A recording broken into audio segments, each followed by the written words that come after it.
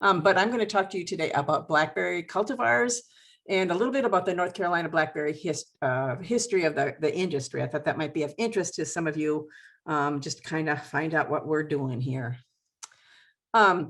So justification why I'm not talking about raspberries. I know you guys probably don't care a whole lot about blackberries because we can't grow them here. Here's some data from 2017, the Census of Agriculture. The number of growers, this is the black is of course blackberries and the red is raspberries. A whole lot more blackberry growers, and then this is acreage and a whole lot more blackberries grown here, mainly because raspberries do not like the heat in North Carolina. Way back when I was a student, I did some research and found out that raspberries do not like temperatures above 70 degrees. It is 70 degrees never in the summer, not even at night. So we struggle to produce raspberries here. But we do have a thriving blackberry industry, and it's relatively new. It wasn't a big industry when I first started here, but it has changed. And I'm going to take you through a few of those steps here, see how it all kind of came about. So the blackberry industry, about 1996, is about 100 acres. My best estimate, the state nor the federal government took statistics at that time, but my estimation, talking to the agents and things, that it was about 100 acres in 1996.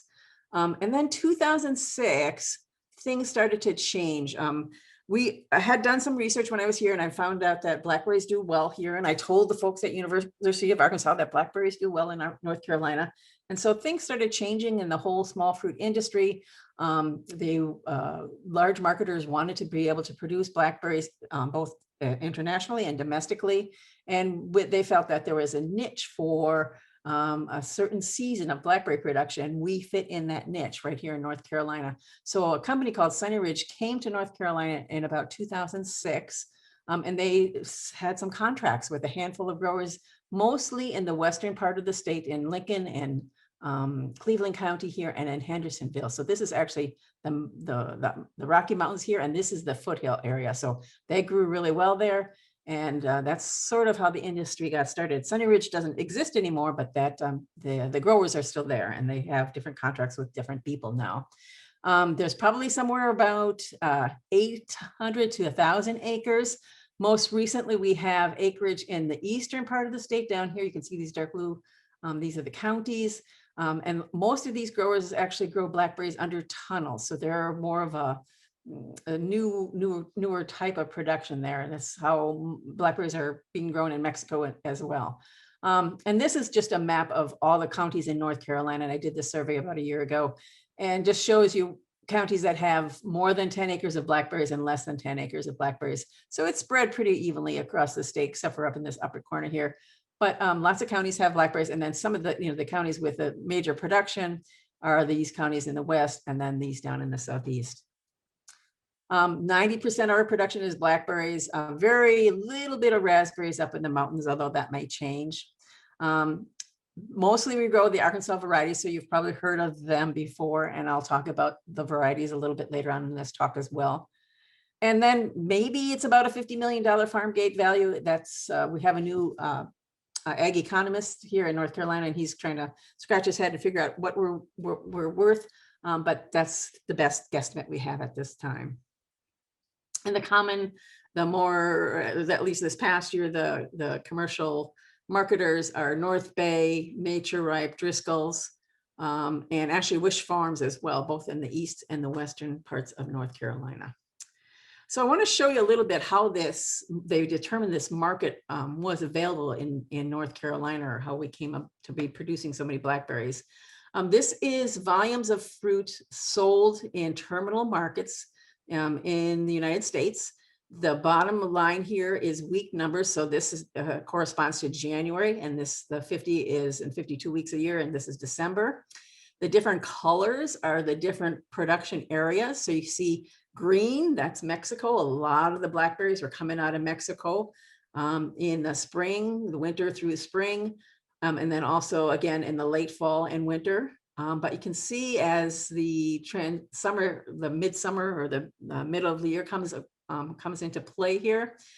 California, a large production window right there. The red lines right here are the southeast. So we were we were grouped with Georgia. So Georgia and North Carolina, a little bit of South Carolina.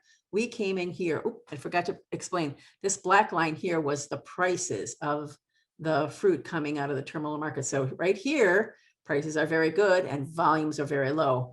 And we're in this transition zone about 10 years ago where prices were just starting to go up, where production in the southeastern part of the country was kind of coming into play there. And let's fast forward to 10 years later. This is from 2021, I guess. And this Daniel Tregeagle, our ag economist, put this together. Same kind of figure there, different colors, unfortunately, but the same, you can kind of figure that out. The black line is the prices that are received at the terminal markets. The different bars are the different regions where the blackberries are coming from. So pink is Mexico. So the vast majority of the year, Mexico is producing the blackberries. California is the greenish color right there. And then they separated out. He was able to separate out both Georgia and North Carolina. So you can see that Georgia comes in just when the prices are coming up. And then North Carolina, we have this nice, we're little, but we'd like to think that we're pretty mighty here at least as far as price to volume amount there too. So we have a window where the prices are pretty good for our growers and we can produce them during that June, July, August period of time. So that's sort of how our industry came about and a brief history of how things are going here. But it's a strong industry and a very vital industry.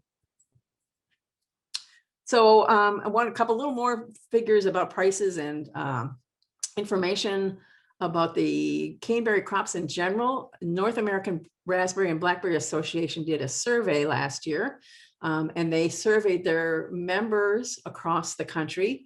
They divided those, they asked lots of different questions about where do they grow, what do they grow, cultivars, prices, and things like that. And I'm just going to share this little bit with you about prices. They divided up the country into these different regions. You can see where there's a Canada, and as well as the West Coast, which is it consists of a lot of production, you know, California plus the Pacific Northwest and you guys as well in Idaho, Midwest, Midwest east of the Mississippi, Northeast, Mid-Atlantic, Southeast, and that's where we are right here. This is North Carolina. So respondents from the Pacific Coast and West, there was 12% of the respondents were from that region. The Southeast were 19%. That's probably because we pushed a lot of them to respond here too. We know there's probably a lot more, especially coming from California, but a lot of those people don't really mess with small time surveys. But anyways, just wanted to share this with you. Farm stand and farmers markets had the highest prices. These are the prices per pound received by the various regions and the various markets. So if you look at these are for Blackberry only, farm stand, you pick, farmers market, wholesale, small or wholesale large, processor, and other. Compare both Pacific Coast and West, which is you guys right here. Farm stand, you guys are doing pretty well. I don't know if this is what you're getting, but that's a nice price, $10.67 per pound.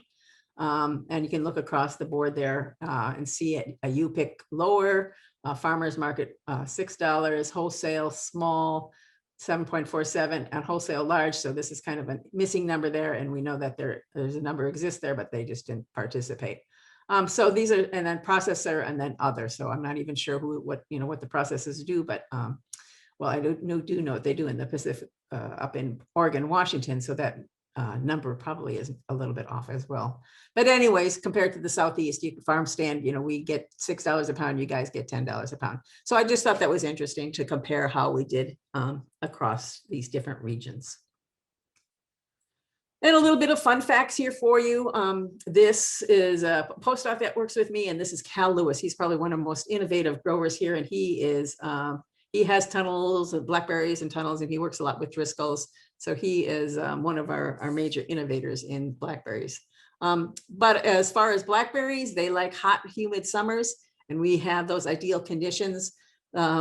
Usually in North Carolina, we have 800 or more chilling hours. A lot of people think that, oh, you're in the South, you don't have a lot of chilling, but no, we do. We do have a winter, and it lasts for a long time. And in fact, we do not grow, at least in North Carolina, low chilling cultivars because we have this plenty of chilling hours in November and December, and then we'll have a January thaw, and the plants will start breaking bud, and then they get killed by frost that inevitably happens a little bit later in late January or February. So we're still not even out of the chances of getting some chilling or cold temperatures still in March. So a little bit of the production, as I mentioned before, both in the central and then western part of the state is open field. So we do not have tunnels there, but in the eastern part of the state, we do have tunnels, and that's example of one right here. Anywhere from 1 to 90 acres. Some of the larger growers, there's probably a couple that top 90 acres, but there's a lot of 1 acre growers or less. Mostly we have the commercial shipping market. They use H2A workers. They move from the blackberries to other crops, that come before and after them.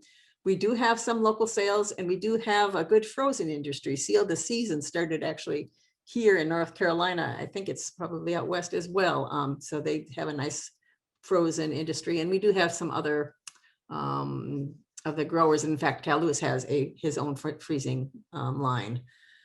We have spring frost almost every year that can damage our primary buds, so we do lose some of our crop each year, but we do have secondary buds that are quite productive. Mostly we use a V trellis with 3 to 4 feet between the plants and 8 to 10 feet in the rows. So we've got about 1,000 plants per acre. Our common pests are spotted winged Drosophila, borers, cane dieback. It's actually a complex of different diseases. And we do have lots of weeds, too many to even mention. So it's hot and humid, and we have all sorts of pests that like that kind of climate. All right, so I'm assuming that you all know the difference between a floricane fruiter and a primocane fruiter blackberry. We're going to go into talking about the cultivars now. I just want to briefly review this. The floricane fruiting crop, it produces the fruit on the second year growth. These are the primary varieties that we grow here, where summer heat is an issue. So, floricane fruiting types are the primary one that really is the backbone of our industry. Lots of pruning is required in the fall and the winter, along with the summer tipping. So it's quite labor intensive, and but it still is the backbone of our industry.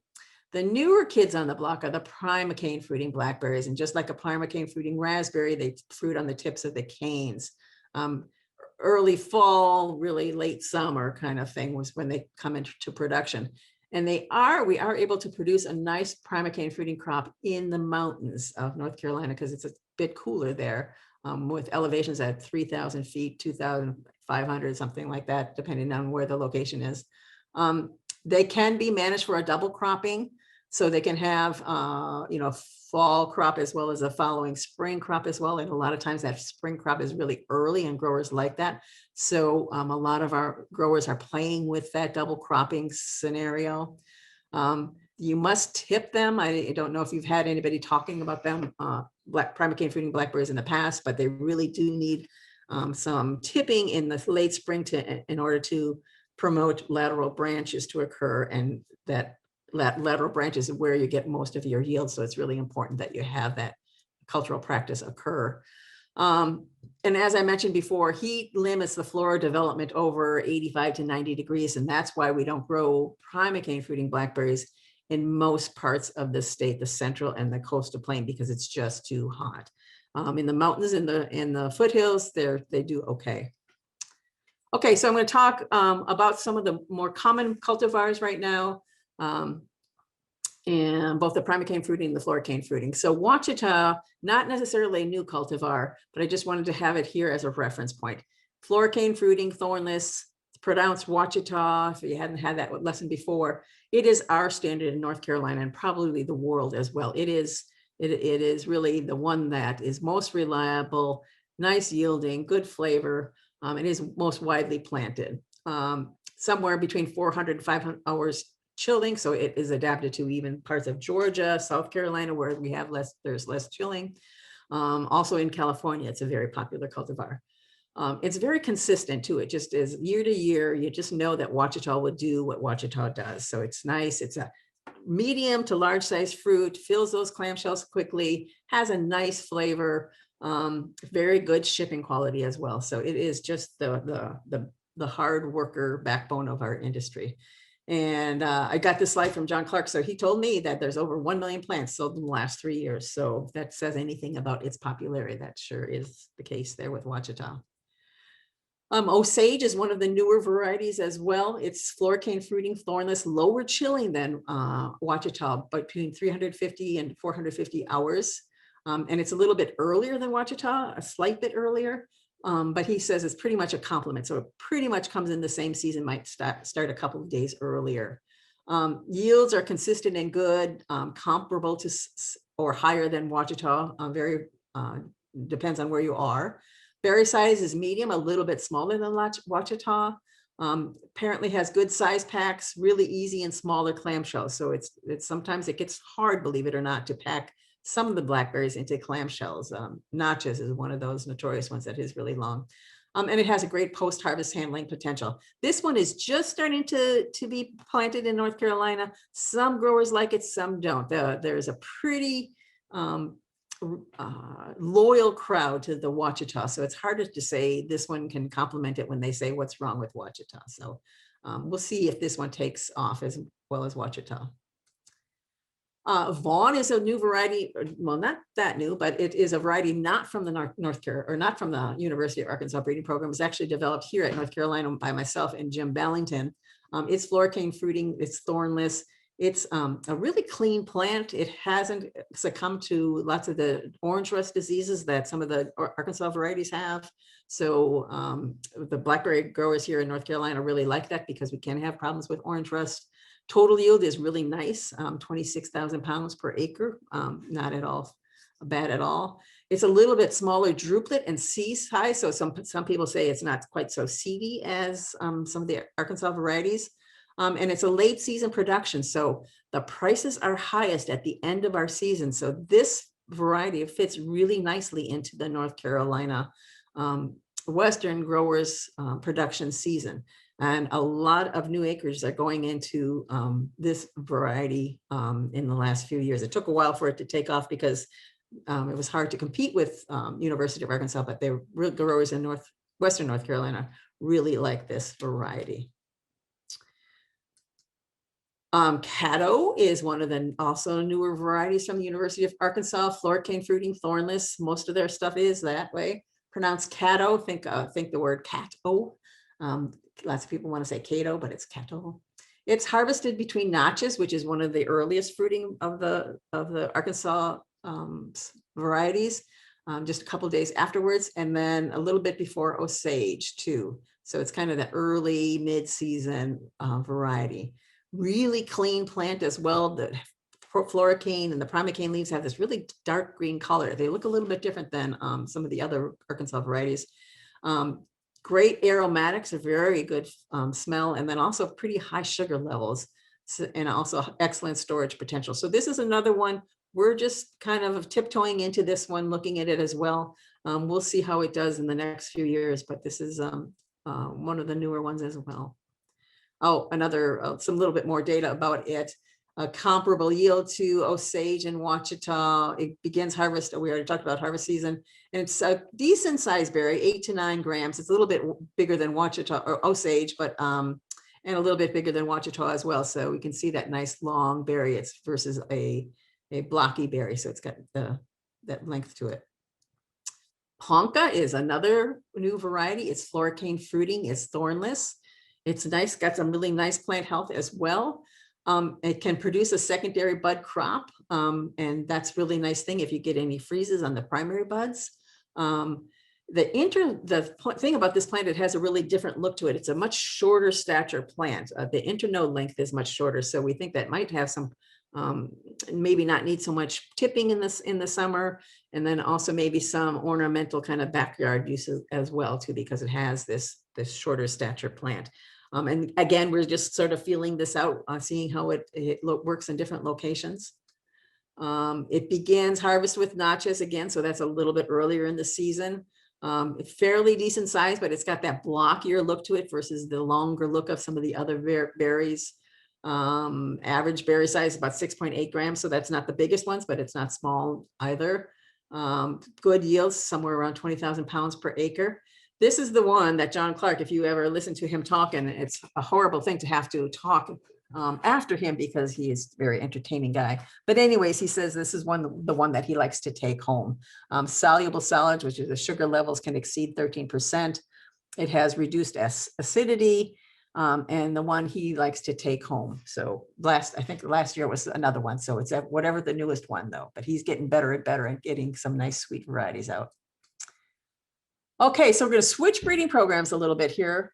There's a few new cultivars adapted to the eastern United States. They're called the Celestial Series. They were developed by the University or USDA breeding program, Chad Finn's breeding program in Corvallis, Oregon. He released several varieties, and I tested some of them while they were still numbered here, and they always did okay. Then he would send me a lot of things that weren't adapted, that were the Western, kind of had the Western genetics, but these were somewhat adapted, but we're not widely trialed. So we're doing some more extensive trials. We've got some funding from a couple of grower organizations to test this Celestial Series and see how they do in the eastern part of the United States. And we're testing them in North Carolina, South Carolina, and Georgia. But anyway, the first of the three is Twilight. It's thornless, semi-erect habit, medium high yield, at least in Oregon. We don't know how well it will do here. Fairly large fruit, 9 grams, which is comparable to the Arkansas varieties. Very firm, crisp texture, excellent flavor. And then it ripens in the season that you all know. We don't grow any of these, but we assume that's kind of late in the season of blackberry production. Eclipse, this is another thornless semi-erect one. Again, its genetics are 75% Eastern, so he actually used a lot of material from our breeding program and University of Arkansas breeding program. You can see that Navajo is one of the grandparents. Medium to large yields, medium berry size. It's got this roundish looking berry, a little bit elongated. Very sweet, very good firmness. And this is the ripening season again. We don't grow these, so we don't really know how that compares, but we think it's kind of later season. Plants are available, not can be available. And Galaxy is a last named one, at least right now. And this one I did grow in my plots in North Carolina. And I would tell Chad, this is the only one that survives. I don't know how well it will do out compared to the rest of the Arkansas varieties, but it always just really looked good. I was always surprised when I walked up to that plot. Thornless, erect, good yields, large fruits, so it's larger than some of the other ones that he released. And then also they think I think this is one I calculate is probably the latest of his series, and I think that would fit nicely into our window if we can capture that. So we're going to see how that one does. Of the primocane fruiting types, there's a lot of varieties that have been released. I think you probably learned of Prime Jim and Prime Jan before. Primark is probably the #1 primocane fruiting variety, pretty widely planted in California. There's a couple of growers in North Carolina that have figured out how to grow them as well. It's a really nice sweet berry. The problem with it is thorny as all heck. So that is a challenge there, but it's a really widely grown blackberry. Some of the newer ones, Primark Freedom is a thornless. This is intended for homeowner use. You might have heard of this. Some growers actually in southern Louisiana are growing this pretty well. I think that was what I heard the other day. Primark Traveler. This one is also thornless, and it is called Traveler because it has shipping quality, whereas Freedom does not. It's a home garden kind of thing. It's very soft, but Traveler is worthwhile looking at, and it is thornless.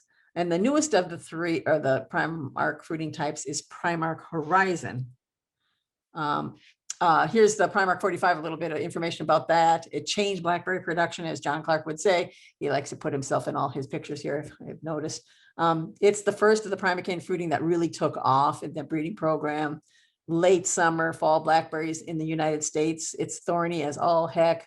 I think I've mentioned all this before too. Large, productive floricane, very vigorous blackberry, and sells lots of plants. And he, this is, and it's true. If you want to plant one primocane fruiting blackberry, this is the one. If you can tolerate the thorns, I mean, if you have the right climate as well, it is very productive and very nice fruit as well.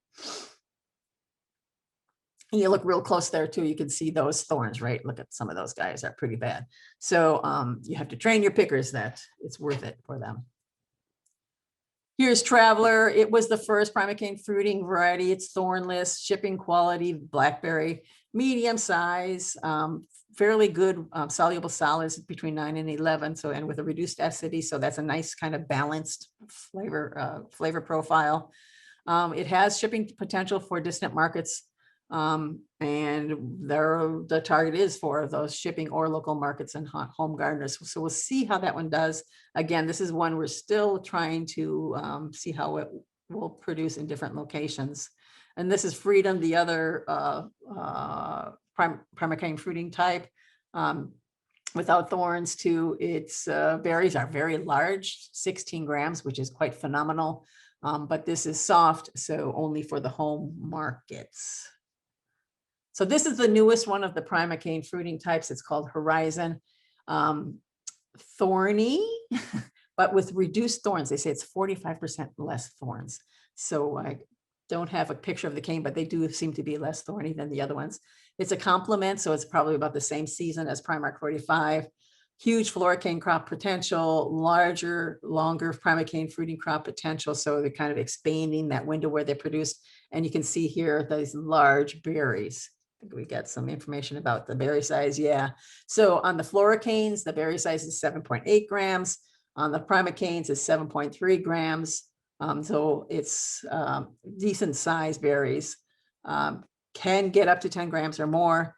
And then primocane berries are usually larger than the floricane fruiting berries, at least in California, and at times here in North Carolina as well. So just a couple of growers have grown these, and we don't. So just whether or not they will do well here in North Carolina, we haven't determined. It takes usually a couple of years for growers to kind of get the hang of things and see what they like and what they don't like. Just a couple of other things that we're doing here in caneberries in North Carolina. We do things other than just grow blackberries. We are trying to use plant growth regulators to modify growth in the floricane fruiting blackberries.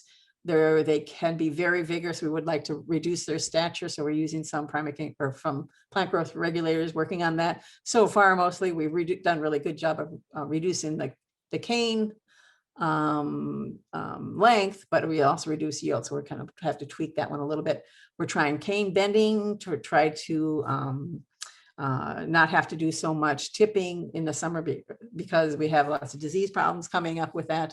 And then also we're trying long cane production of raspberries in eastern part of the state and probably in the western part of the state in a couple of years as well. So we're starting new innovative things. It'd be nice to have both raspberries and blackberries grown here in the state in the future. Stay tuned to see what happens with that. Here's a picture of one of the studies we did with the plant growth regulators. Work with Tom Kahn. He's the apple physiologist, and he does a lot of work with the apple industry, uses a lot of plant growth regulators. So he said, hey, I think I got some ideas. Let's spray some prohexidine calcium on blackberries and see what it does. This is with that prohexidine calcium sprayed onto the blackberry plot. You can see this is the same variety. This is the same guy, much taller plants, much shorter internodes here. So it worked really well to shorten those plants, but it also did reduce yield. So we're trying to plan B on that one, but just kind of trying to go just beyond trying new cultivars and seeing how to optimize their production. So here's some resources that we have in the southeastern United States. I don't know if you guys will be all interested in them, but you can, they're available for you all to look at. Brent's got a copy of this talk, so you can look at that. We have social media and things like that. So follow us to see what's going on with the caneberry industry in the southeastern United States. And I think that's about it. Oh yeah, and if you really want to know how to produce blackberries, University of Arkansas did a whole Blackberry School webinar series that's really interesting. So it's all archived on YouTube. Go check it out there. It's really good talks. So I think that's it